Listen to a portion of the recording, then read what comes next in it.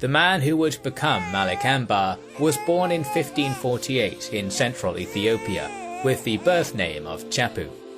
His people, the Oromo, were relative newcomers in the region, taking advantage of the instability caused by an ongoing war to migrate into the country. Chapu's childhood was a traditional Oromo peaceful pastoralist life. 16th century Ethiopia was a land defined by slavery. While it impacted all communities, Solomonic Christians and Adal Muslims in particular targeted the largely spiritualist Oromos. By 1555, over 12,000 slaves per year were captured and sold in Ethiopia, stripped of their freedom and shipped out to serve elites from Cairo to the heart of Persia. Sure enough, at only 12 years old, Chapu was captured by Arabic traders, becoming a statistic in an epidemic slave trade that spanned across the Indian Ocean. The young boy was put on auction in a slave market in a port on the coast of Yemen. Young, scared and alone, the boy likely wondered if he would ever see his home or family again, while auctioneers peddled him as if he was no different to the coffee beans, musk, ivory and silk on sale in the bazaar. Chapu was quickly sold, eventually ending up in the hands of a merchant named Mir Qasim, who took him to the restored cultural center of Baghdad. Qasim gave his slave a new Arabic name, Ambar. He also taught him how to read, write, and manage the finances of his master's business. After a decade in the heart of the Islamic world, Ambar was taken on a journey with Mir Qasim, who sought greater business ventures in more exotic lands. In 1571, the master and slave reached the west coast of India, a region known as the Deccan. As a young man in his early 20s, Ambar had finally arrived in the place where he would make his mark on history. Much like Ethiopia, the Deccan was a land defined by war, intrigue, and a delicate balance between its various peoples and religions. Politically, the plateau was divided into 5 sultanates, which typically were comprised of a ruling class of Muslim elites presiding over a mainly Hindu Marathi majority. Indo-Turks, Persians, and a smattering of European merchants also added to the land's social fabric. The rulers of this land walked along a dangerous edge. Violent coups were the norm, as sultans often found themselves slain at the hands of their own soldiers or via the work of rival sultanates. To compound matters, a new player had recently emerged in the game, the Mughal Empire. Founded by one Zahir-ud-Din Muhammad Babur, the Turkic dynasty had swept into the subcontinent, destroying the declining Delhi Sultanate in 1526. The Mughals established themselves as an imperial juggernaut in northern India, and licked their chops at the prospect of expanding into the small and divided sultanates to the south. Upon arrival in India, Ambar was once more sold. In the Deccan, Africans were known as Habshis, and were commonplace as slave soldiers or free mercenaries. Ambar's new master was the chief minister to the Sultan of Ahmednagar, a man known as Chengiz Khan, a name invoking the conqueror of old. Chengiz had much in common with Ambar. He too was of African origin and had once been enslaved. Since then, he had earned his freedom, and now commanded an army in the name of his lord, Murtaza of the Nizam Shahi dynasty. In meeting Chengiz, Ambar quickly learned that upwards mobility was possible for anyone in the Deccan, even a slave. Ambar began this new chapter of servitude as a soldier in training under his Habshi master. He was resolved to earn himself a higher position in life through determination and grit. He soon distinguished himself from the pack, catching Chengiz's eye with his impressive brawn, quick wit, and thorough education. Chengiz soon decided to make him his personal aide, grooming him for leadership. 3 years later, Ambar's sense of security was shattered once more. Courtiers jealous of Chengiz Khan's power had framed the minister for working against Ahmednagar, inducing the Sultan to have him executed. It was a harsh wake-up call to the reality of Deccanese politics. However, there was a silver lining. Following Chengiz's death, Ambar was legally a free man. After nearly 2 decades, the Oromo was in control of his own destiny. He travelled south to the neighbouring Sultanate of Bijapur and enlisted in the local army. It was during this time that he met Karima, a fellow Habshi. Eventually, Ambar would marry Karima and have 4 children with her. As the Bijapuri ruler passed away, leaving an underage son as his heir, responsibility for the guardianship of the realm fell to the Queen Mother, a woman known as Chand Bibi. This regent proved to be incredibly competent. Well aware of the cutthroat nature of Deccanese politics, she introduced the concept of fidelity to the Sult, which espoused loyalty to the land itself rather than any one dynasty. The Sultana, as she was called, had many admirers. Chief among them was Ambar, who saw her as a role model. In time, Ambar had risen up in the Bijapuri ranks and built a small but dedicated following of mounted warriors, with whom he had likely distinguished himself in various small-scale border skirmishes. His loyalty to Regent Sultana and his effectiveness in battle led to Chand Bibi's young son bestowing upon him the symbolic title of Malik, an Arabic word for chieftain or king. The year was now 1595, and the Mughal Empire had finally turned their attention back to the Deccan after suppressing rebellions in the east. For Emperor Akbar, it was a good time to invade. Ahmednagar was racked by internal strife. The most recent Nizam Shah had died in a border war with neighbouring Bijapur. In the ensuing power vacuum, none other than Chand Bibi laid claim to the throne through her nephew's Nizam Shahi blood. This caused the reigning Ahmednagari chief minister to make the fatal mistake of inviting the Mughals into his realm to protect his power. Sure enough, a mighty imperial host led by Prince Murad Mirza, son of Akbar, descended down on Ahmednagar. Realizing he'd made a deal with the devil, the minister fled the country, and the warrior Sultana seized the mantle of resistance. At Fort Ahmednagar, Chand Bibi met the Mughal army with her own. Donned in full armour and an Islamic veil, she flung herself into battle alongside her men. Ambar had not been idle either. He had long since left Bijapur with his contingent of cavalrymen and joined forces with his Sultana. He and his fighters harassed the Mughal army during the battle, destroying provisions and disrupting supply lines. Exhausted and demoralized after a fruitless siege, the imperial forces soon withdrew. For a scant few years, there was peace in Ahmednagar, with Chand Bibi as regent, but in a climate thick with paranoia, it was not to last.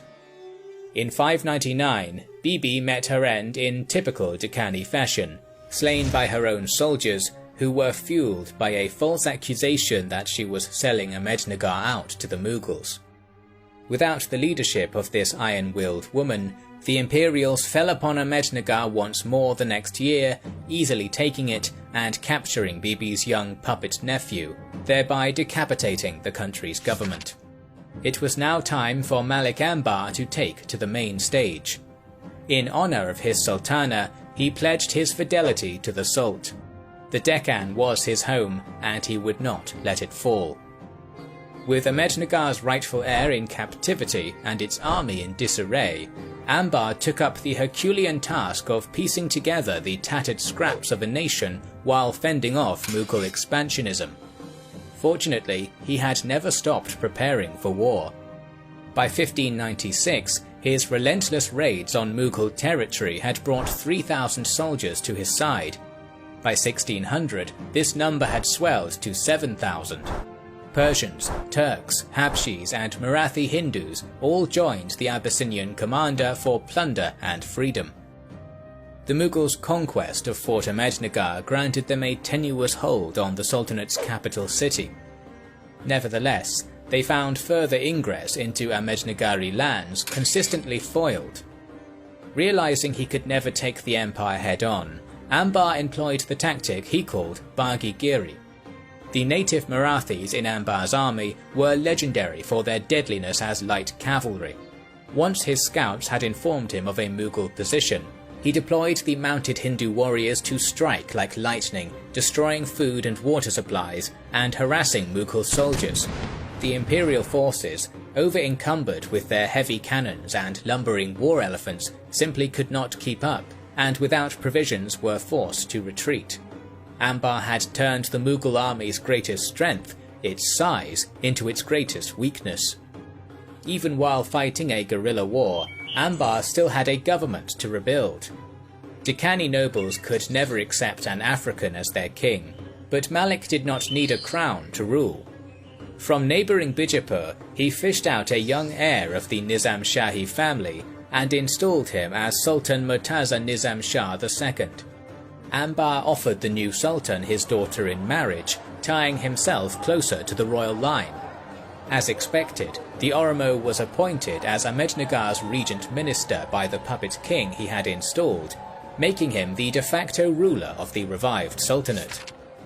From 1600 to 1610, Ambar walked on a tightrope, balancing war with the Mughals with the inherent perfidiousness of Deccanee politics.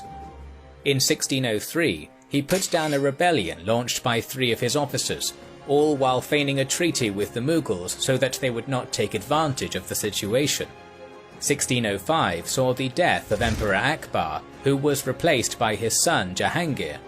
The new Mughal sovereign launched campaigns into the Deccan with renewed vigour, but the effectiveness of Ambar's Baghi-Giri kept him at bay. Jahangir would struggle fruitlessly against the Abyssinian for decades, eventually growing so infuriated that he ordered an imperial portrait of himself shooting a decapitated Ambar in the head. This painting remained forever a fantasy, for the emperor would never capture his cunning foe. In 1610, Ambar was subject to more court intrigue. Up until then, the puppet on Ahmednagar's throne had been a compliant stooge. Ambar's daughter was but one of Sultan Murtaza's many wives, and one of them, a Persian woman, had since turned him against the regent minister with hushed words of sedition. Once he caught wind of this, Ambar had both the wife and the sultan swiftly assassinated, installing the 5-year-old Burhan Nizam Shah III to the throne. No one would threaten the Malik's control, especially not the sultans whose power came only by his accomplishments.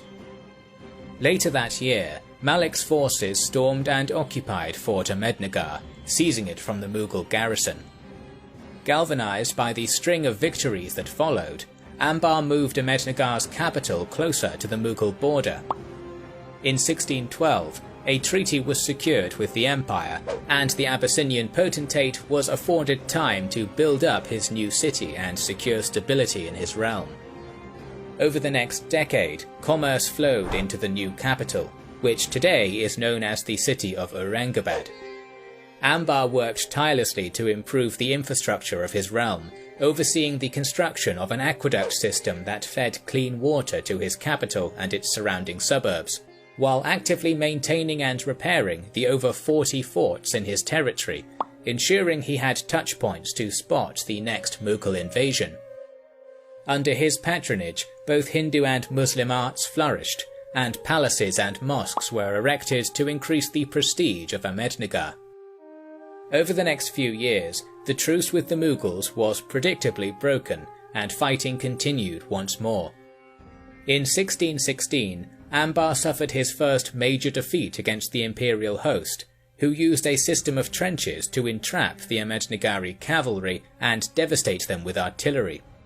This loss gave the Mughals a stable foothold in Ahmednagar once more, and from there the situation continued to snowball.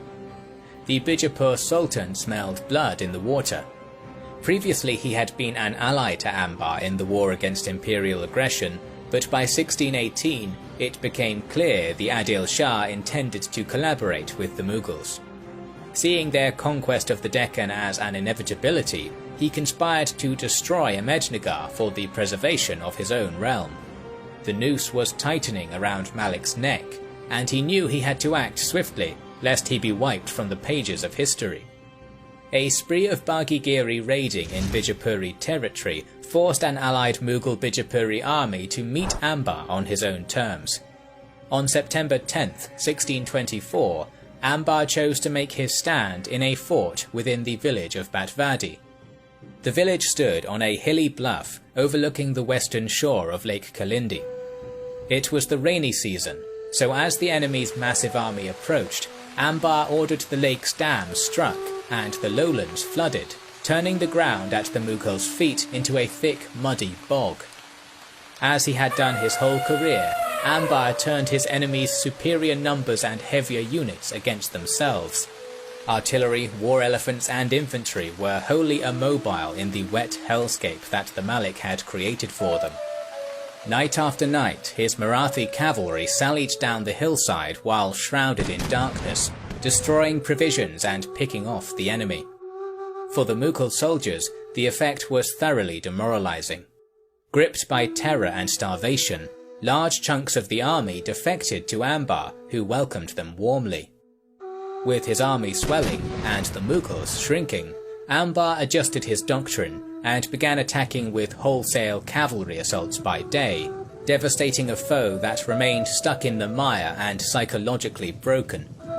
Thoroughly beaten and incredibly humiliated, the Mughals were forced to retreat after sustaining heavy losses.